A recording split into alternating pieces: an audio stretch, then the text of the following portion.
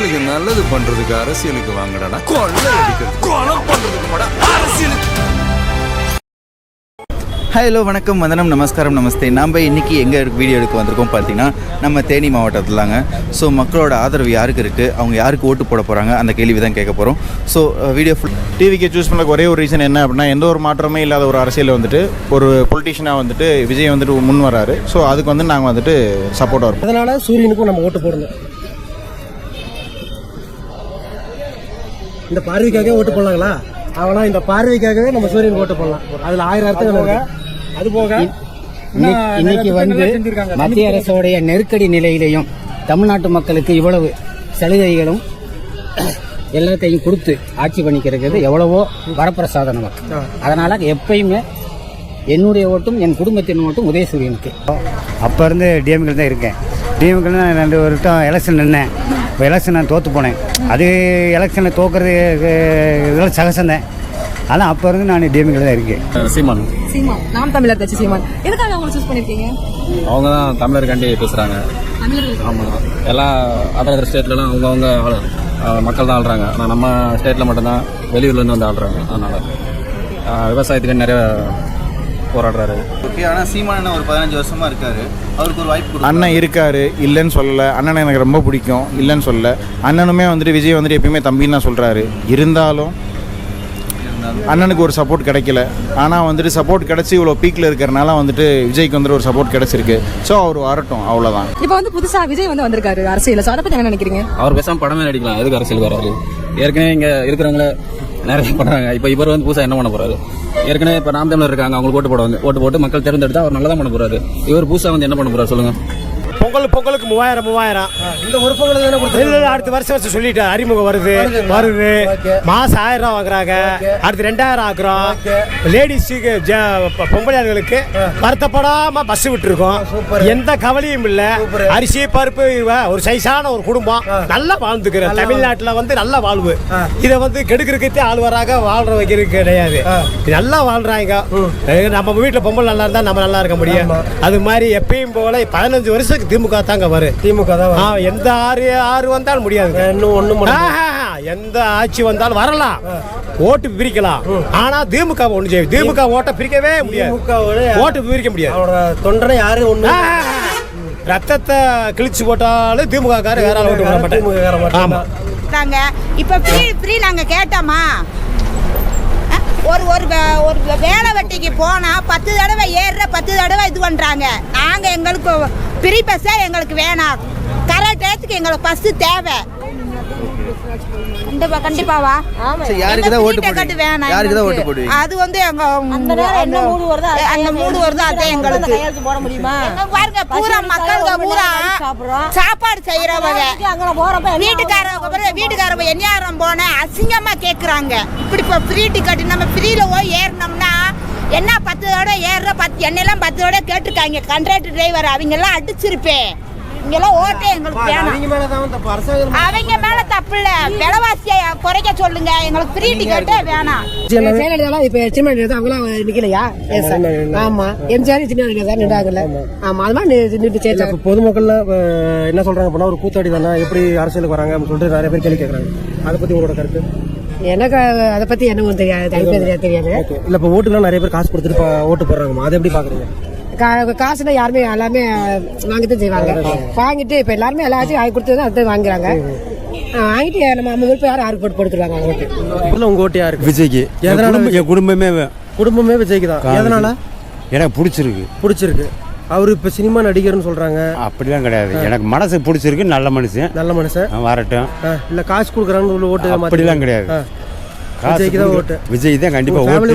Family, என் மகன், மருமையன், என் மயன் எல்லாமே விஜய் தான். ஆயிரக்கணக்கான கோடிக்கணக்கான ஏக்கர் நிலம் வச்சிருக்கேன். அவனுக்கு இலவசம் வறுமை கோட்டு கீழே இருக்குது. பொருளாதார ரீதியா தமிழ்நாடு பின்தங்கி கொண்டு இருக்க போகுது. எல்லா கட்சிக்காரருமே இலவசங்களை அறிவித்து அவர்களுடைய ஓட்டை அள்ளி கொள்கிறார்களே தவிர நாட்டுடைய பின்தங்கிய மாற்று கட்சியினர் யாரு வந்தாங்க நல்லா யாரு மாற்று வந்து இலவசங்கள் அறிவிக்காமல் சில இலவசங்களுக்கு ஒருத்தர் கொடுத்தா இன்னொருத்தர் நான் கொடுக்குறேன் இப்படி எச்சா கொடுத்துக்கிட்டே போய் கடைசியில் நாட்டு கடனில் திவாலாகி இன்னொரு 10 ஆண்டுகளில் தமிழ்நாடு பொருளாதார ரீதியாக ஒரு புரட்சியை காணும் என்பதை மட்டும் நான் தெரிவித்துக் கொள்கிறேன்.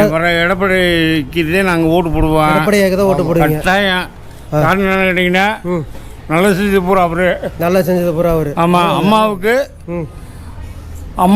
அப்புறம் எல்லாமே வந்து அவர் நல்லா செஞ்சாரு எடப்பாடியா. ஆமாம். ஏன் ஃபீல் பண்ணுறீங்க? ஒன்றும் ஃபீல் பண்ணல. ஆட்சி சரியில்லை. 0% ஆரோக்கியத்தில் பேசுகிறேன். சரிங்க. கண்டிப்பா 2026 எடப்பாடி 2026 கட்டாயம் வந்து எடப்பாடி தான் வரணும். எடப்பாடி வந்துருவாரு, கவலைப்படாத. எடப்பாடி வந்தாதே ஆட்சி அமைக்க முடியும், நல்லா செய்ய முடியும் தமிழ்நாட்டு மக்களுக்கு. நீங்க கவலைப்படாதீங்க. கண்டிப்பா ஆரோக்கியத்தோடு சொல்றேன், பாத்துக்குங்க. போடுங்க எல்லாரும். கேமரா பார்த்து சொல்லுங்க. எல்லாரும் ரெட்டலைக்கு ஓட்டு போடுங்க. ரெட்டலைக்கு ஓட்டு போடுங்க. ஓகே மக்களே, தேனி மாவட்டத்தில் யாருக்கு அதிக ஓட்டு அப்படின்றத பார்த்துக்கலாம். சூப்பர். எதுவும் இல்லை. ஓகே, தண்ணிலாமா? அவர் பேர் என்ன? எடப்பாடியா. இன்னொருத்தர் இபிஎஸ் ஓபிஎஸ்க்கு ஒரு வாட்டி பண்ணாங்க தெரியுமா? அவங்க தொகுதியில் பன்னீர்செல்வம்னே 4-5 பேர் இருந்தாங்க. அப்படியா? பேரோட சின்ன மட்டும் கொஞ்சம் மாறி இருந்துச்சு. இதே மாதிரி எத்தனை விஜய் வர போறாரோ இன்னும் சின்ன மாதிரி எத்தனை சின்ன வர போதும். சீமானன் கோட்டை இருந்தது அது மாதிரி தான். மைக் இல்லை, விவசாய சின்னத்தை சின்னதாக போட்டாங்க சொல்லிட்டு நிறைய போகிறாங்க. Ready, countdown start. First பிளேஸில் தேனி மாவட்டத்தில் யார் இருக்காங்கன்னு அப்படின்னா, ready, countdown start. Ready, 3, 2, 1. அடுத்த முதல்வர் யாருன்னு சாங் பார்த்துட்டு வந்துருங்க.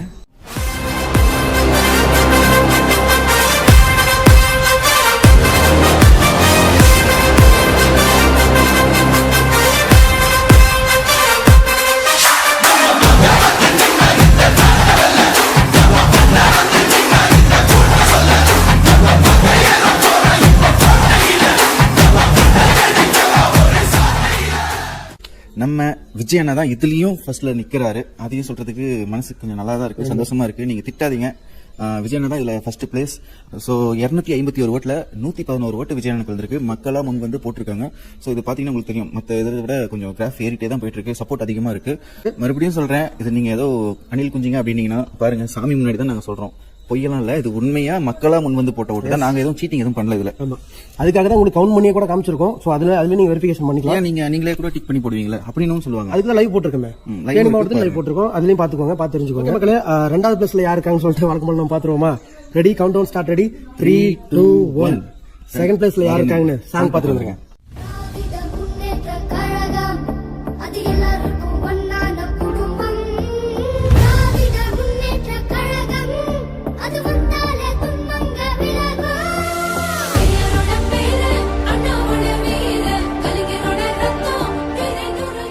ஸோ மொத்தம் 251 ஓட்டில் 79 ஓட்டு ஸ்டாலின் ஐயா விழுந்திருக்கு. ஸோ ஸ்டாலின் ஐயாவுக்கும் சப்போர்ட் அப்படியே மெயின்டைன் ஆகிட்டு தான் இருக்கு.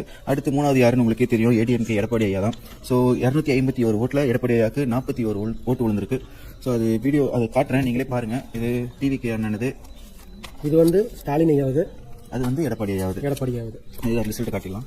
DMK 79, ADMK 41, NOTA 6, DMDK 1, TVK 11, sorry NTK 6, NOTA 13.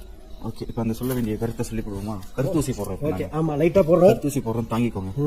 Okay மக்களே, இப்போ என்ன அப்படின்னு பார்த்தீங்கன்னா, ஒரு சில கட்சிக்காரங்க வந்து நாங்கள் ஜெயிச்சா 2000 ரூபாய் தருவோம், நாங்கள் ஜெயிச்சா மானியம் தருவோம், நாங்கள் ஜெயிச்சா வண்டி தருவோம், ஸ்கூட்டி தருவோம், நாங்கள் ஜெயிச்சா வேலை வாய்ப்பு தருவோம், நாங்கள் ஜெயிச்சா அப்புறம் பர்மனன்ட் பண்ணுவோம் வேலை, துப்புரவு பணியாளர்கள், டீச்சர்ஸு, அவங்க நர்ஸு, சொல்றாங்க. இதுல பிரைவேட் இதுல தான் ஒர்க் பண்ணிருக்காங்க, கான்ட்ராக்ட் மூலமா தான் ஒர்க் பண்றாங்க சொல்றாங்க. ஓகே, அதெல்லாம் நீங்க சொல்றீங்க, வாக்குறுதி கொடுக்குறீங்க. அது என்னென்ன டேட்ல என்னென்ன டைம்ல எப்ப நடத்துவீங்க, அதையும் ஒரு வாக்குறுதி கொடுத்துட்டீங்கன்னா எங்களுக்கு சந்தோஷமா இருக்கும். மாட்டிப்பாங்க.